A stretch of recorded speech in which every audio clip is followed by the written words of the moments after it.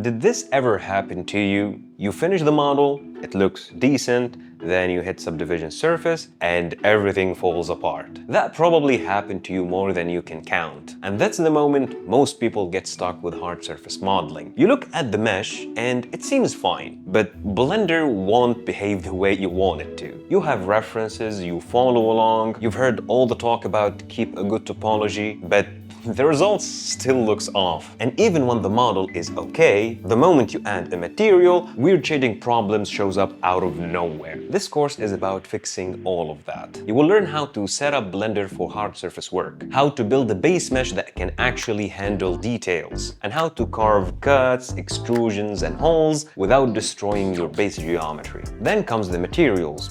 Metal, glass, the screen, and finally how to light and render a proper product shot. And even though you might think that hard surface modeling is about modeling huge machines or robots or mechs, the complicated part about hard surface modeling is creating models with a lot of tiny details that are packed in small areas. And that's why modeling an iPhone is a perfect project, because it will give you a lot of different challenges that you need to overcome. By the end, you will have a finished render for your portfolio, and you will learn plenty of different concepts that you can apply to any other object that you want to model. This is for beginners who want one clear, structured way of how to approach hard surface modeling, not 5 methods from 5 different people. If that sounds useful, you can start watching the first video from here.